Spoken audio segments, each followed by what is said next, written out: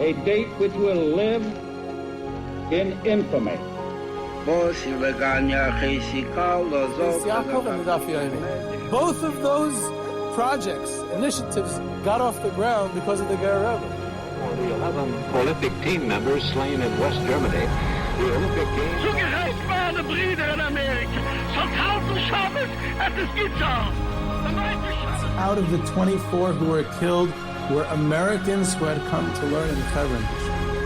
I say 1 million Jewish children who were made to be cut loose.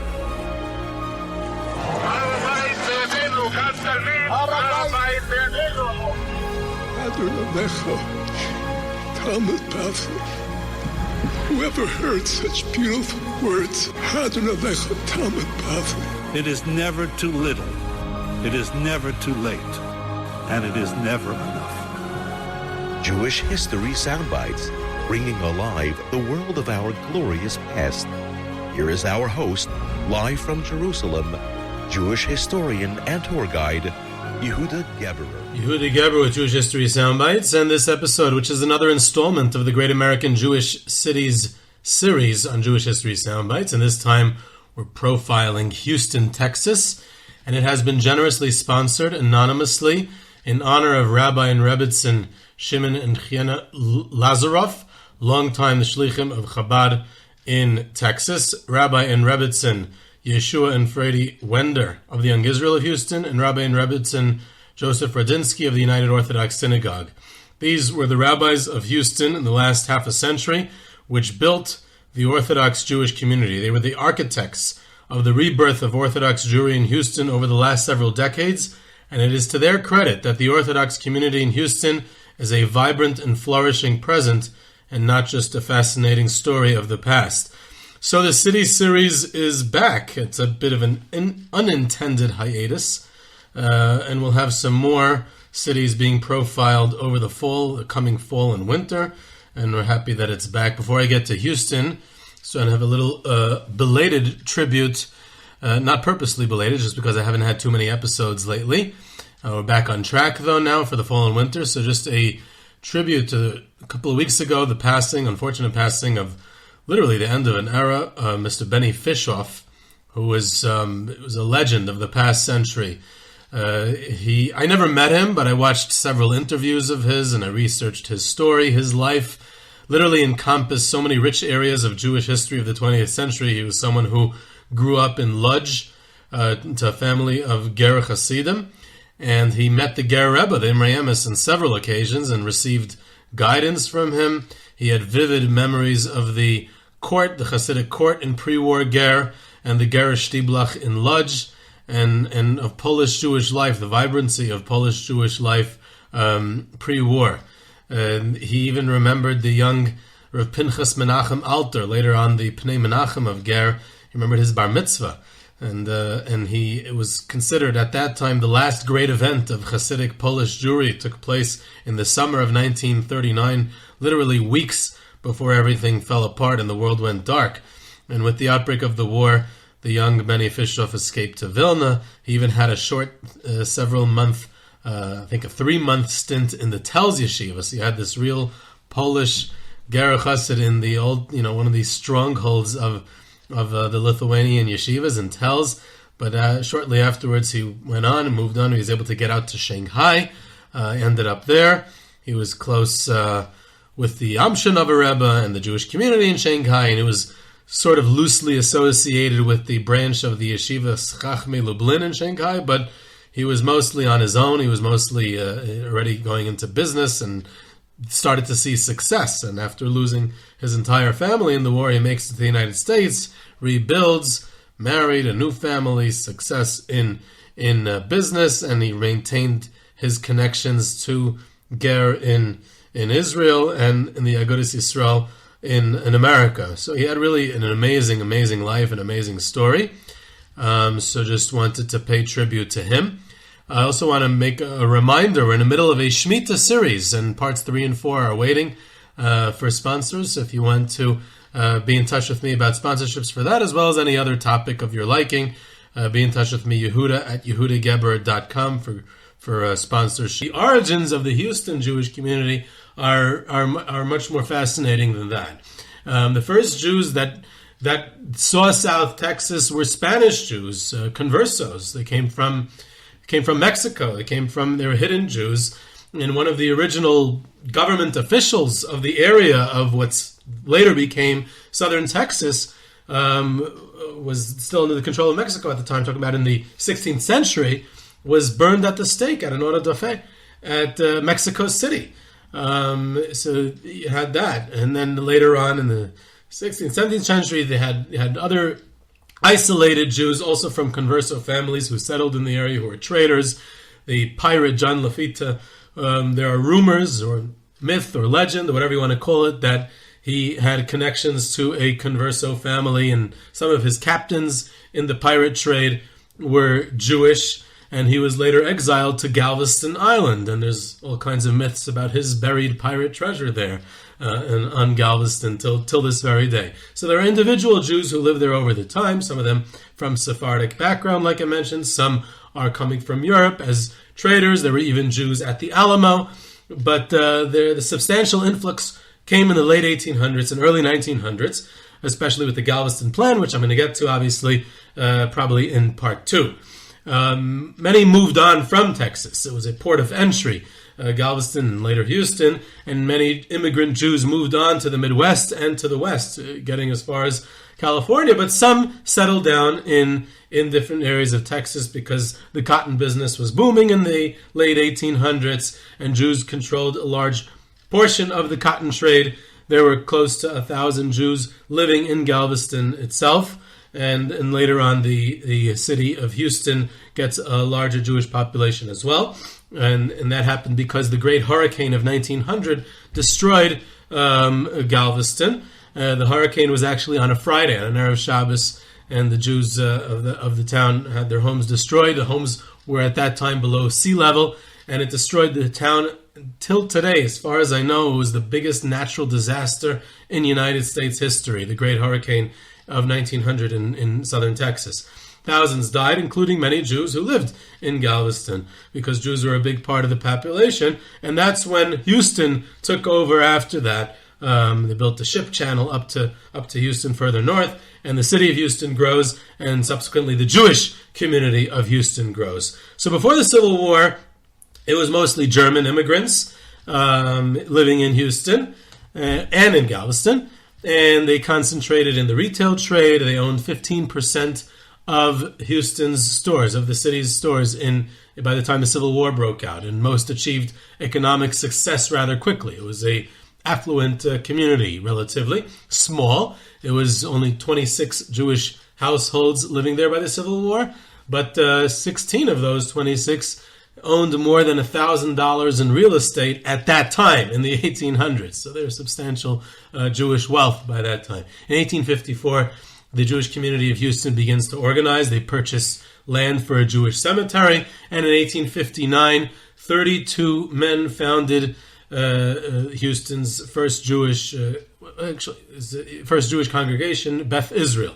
Almost all of them were immigrants, primarily from Germany, but some of them were from Eastern Europe as well. And almost all of these founding members were wealthy, which is also an interesting phenomenon. Of this group of 21 founders, 6 of them were slave owners. So most of them only owned one as a house servant, but they were slave owners. They were real Southerners. They were integrated into the Southern culture and society. And so, if we would go with cancel culture, so there are only 15 founders, we'd have to knock out 6 of them. But either way, there were 21. And despite their prominent economic role in the city, most of these Jews were still observant at this point in the mid-19th century, the traditional Jewish practice. And most of the Houston Jews at this point kept Shabbos and didn't do business. Their stores were closed.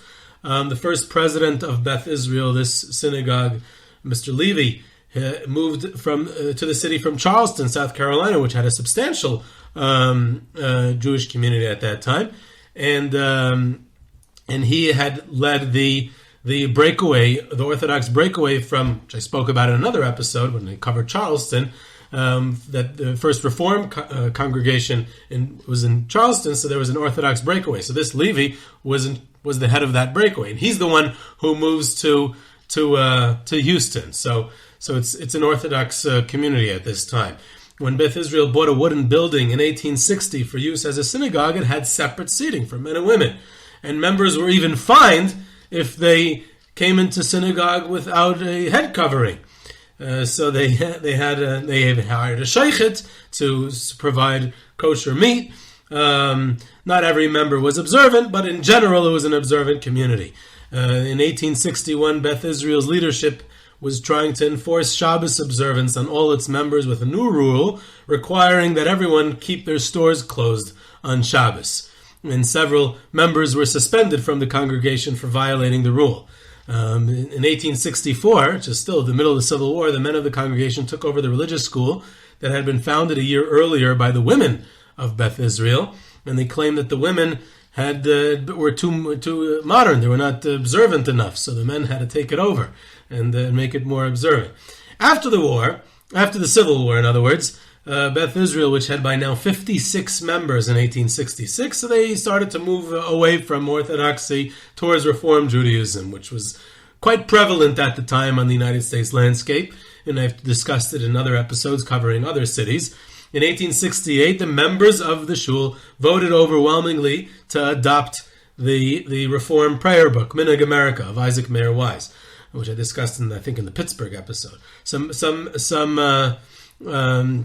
Some members disagreed, but the congregation began to be totally reformed. They added an organ to the services, and which was a controversial decision, but they eventually added it in the 1870s. And in 1874, Beth Israel joined the Union of American Hebrew Congregations, so making it completely part of Reform Judaism.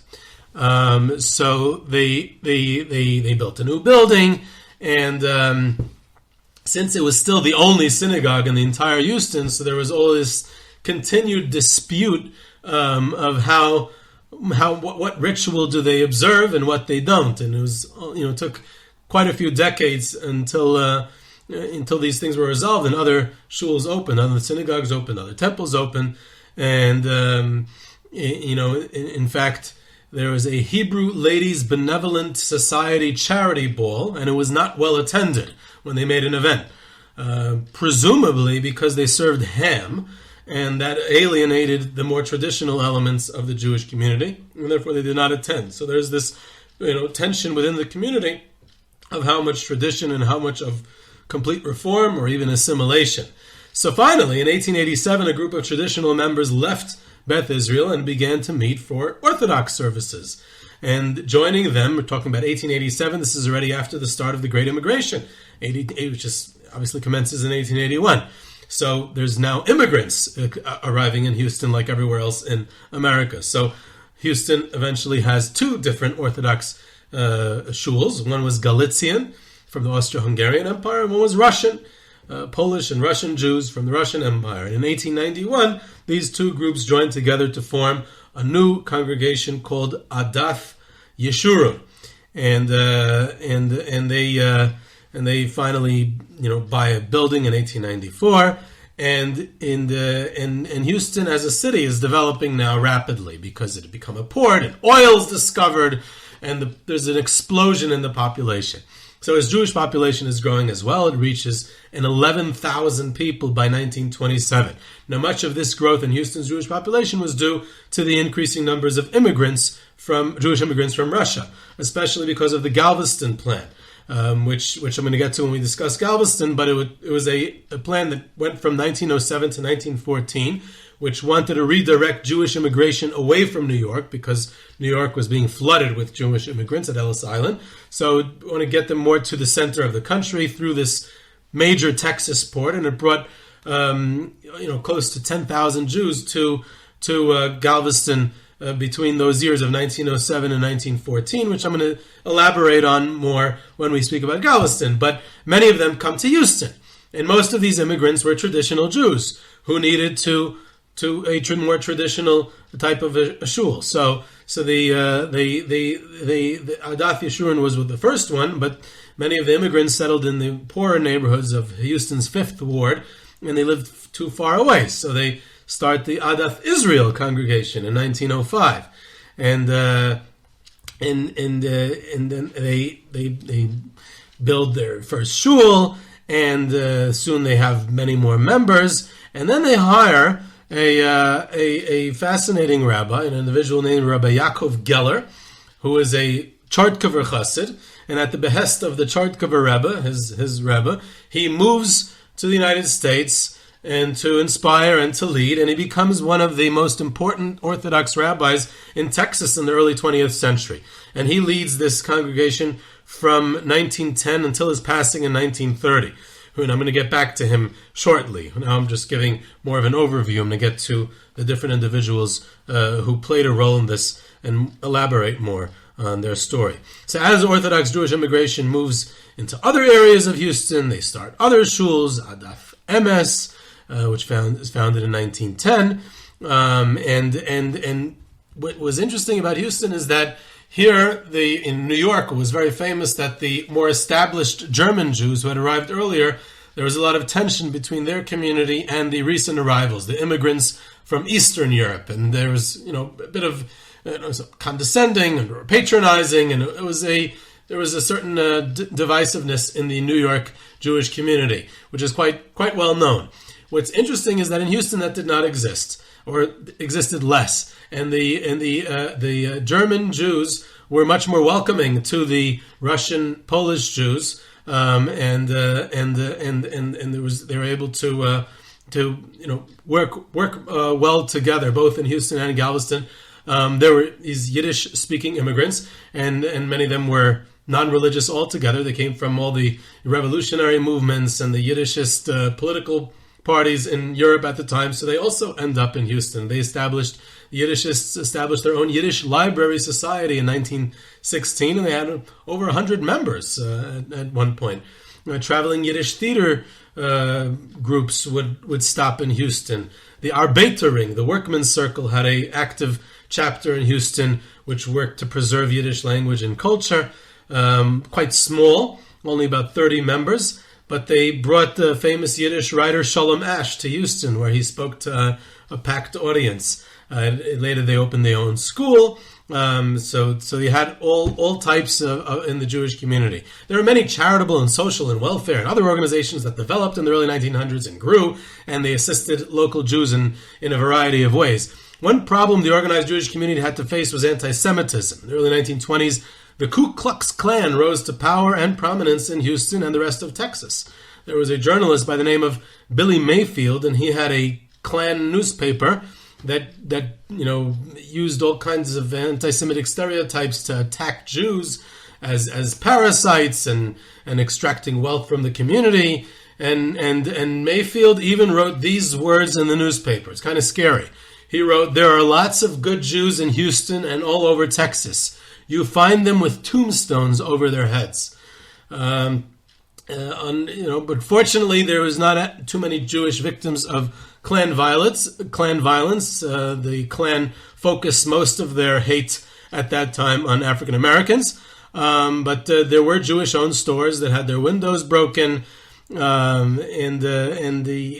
unified the Jewish community in Houston in a way. It's very interesting. This immigrant community and established community, and they become more unified and start lobbying for their, against racist, anti-immigration, Klan type of rhetoric that kind of brings the Jewish community together. So that's the Klan. By the 1920s, the Klan's lost a lot of its support, and Mayfield's newspaper went out of business. So it was fortunately only a short affair. So Jewish local businesses are pioneers in the rise of department stores and other industry. They become, many Jews, even immigrant Jews from Russia, from Poland, become quite wealthy. For example, there was a Jewish immigrant by the name of Joe Weingarten. He was born in Poland. He built this huge business He comes to the United States as a young boy. His father, Harris Weingarten, opened a grocery store in Houston in 1901. And after he grew up, Joe joins the business. He opens a second store in 1920, and he eventually builds a chain of stores, 70 stores by the time of his death in 1967. And in that capacity, as a local Jewish philanthropist, after World War II, he signs over 1,000 affidavits for Jewish refugees to assist them in their immigration so that they would not become, guaranteeing to the United States government that they wouldn't become a public burden.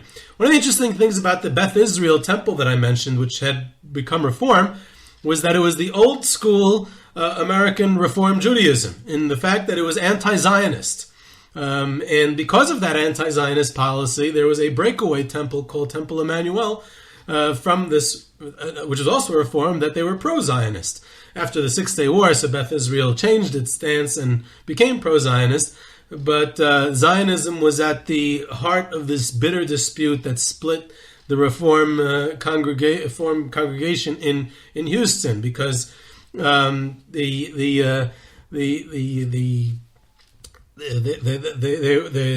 1940s, with all this immigration, and many of these immigrants came from traditional backgrounds, so they were scared. The leaders of the Beth Israel community were scared that they're going to bring Zionism into this Reform congregation, and that's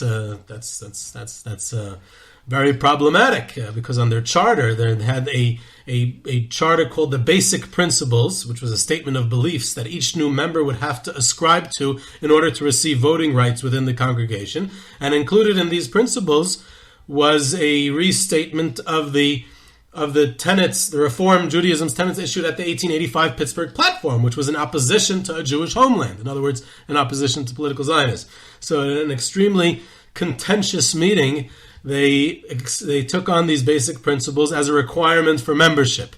So in other words, if you were Zionist, you weren't welcome to be a member. So they left, there was breakaway in 1944 and established Temple Emmanuel, and now there's two Reform congregations, one Zionist, one anti-Zionist, and so you could say that there were Reform elements who subscribed to, at that point, to this anti-Zionist philosophy until they changed later on. If we move back to the Orthodox Jewish community, so in 1924, the members of Adath Israel who wanted to move away from strict Orthodoxy, they start a conservative congregation, Temple Bethel. So now there's all three streams of American Judaism are now in Houston. And that didn't last long, because in 1946, the two Adath Yeshurun and Bethel, they come together to form Beth Yeshurun, and they're both conservative at this point. So that's, unfortunately, this is tracing what happens to Orthodoxy, the death of Orthodoxy outside of the New York area in the 1940s and 50s, until Orthodoxy has a resurgence later on, which we'll get to.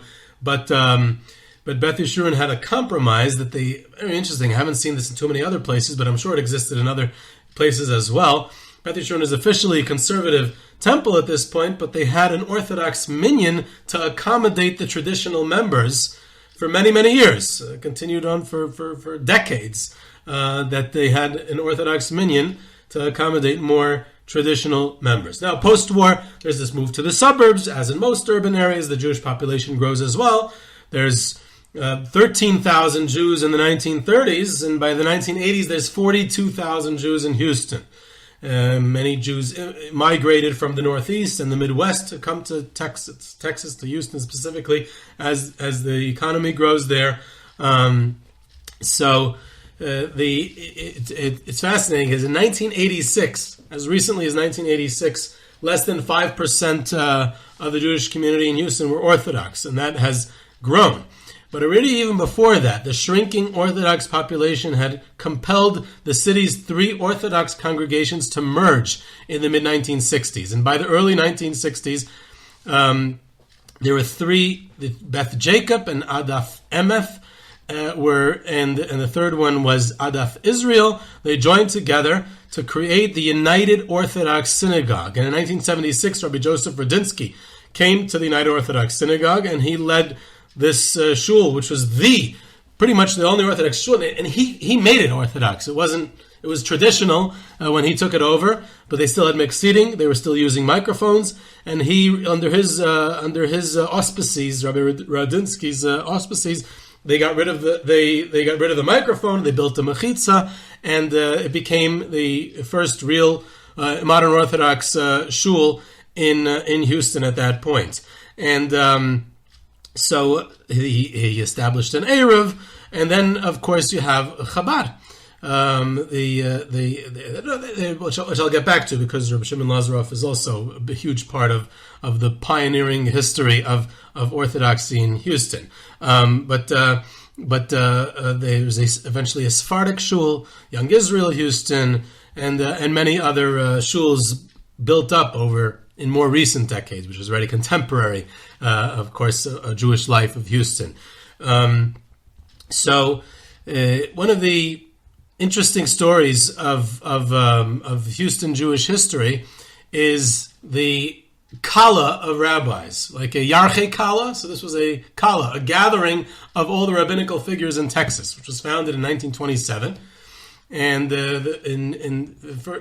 a gathering, like a conference, so to speak, a scholarly intellectual conference of all the rabbis in Texas, which wanted to encourage Jewish scholarship amongst the member rabbis, and to also to have some sort of unity among the different congregations all across Texas. And it met at the Hebrew Institute in Houston, Texas. They had lectures, they submitted papers on various Torah-related topics, and the Kala would meet each year, and they would meet in a different city.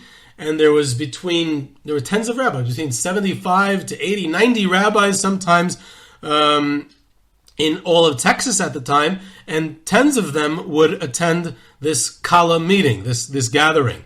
There was a controversy in 1966 at the Kala. They wanted to honor Rabbi William Malov of the Congregation Beth Israel in Houston on his 20th year as the rabbi in Houston's synagogue, for its 75th anniversary of the shul. But the guest speaker at this Texas Kala gathering of rabbis that year was supposed to be a rabbi from New York, who was the rabbi at the Fifth Avenue Synagogue at the time. Later, he was more famously the rabbi in the British Empire, Rabbi Emanuel Jacobovitz.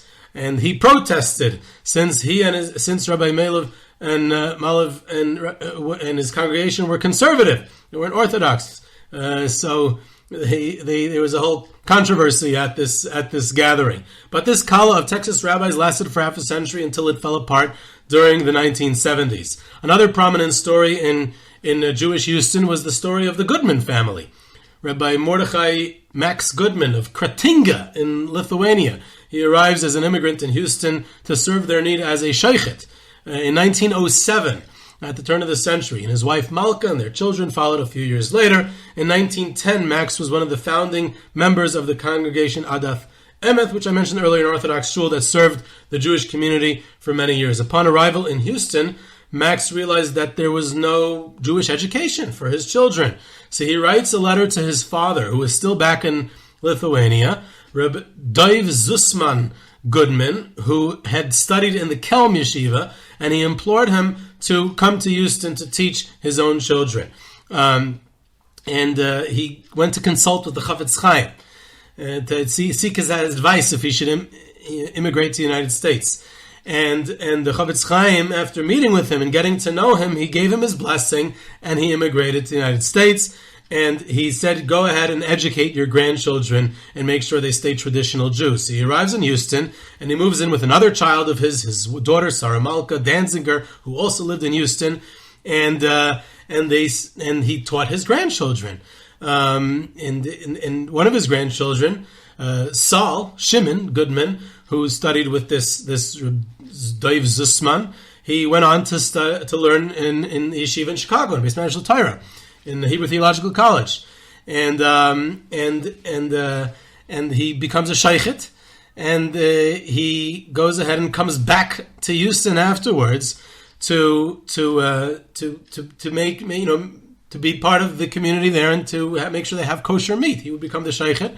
He was raised in the United States. He was American. He was a native of the community, and he becomes the longtime shochet for many decades, and he provides the kosher meat for the Jewish community.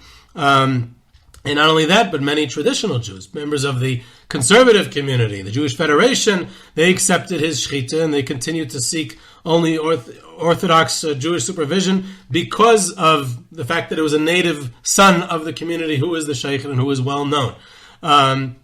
So it's an interesting postscript there.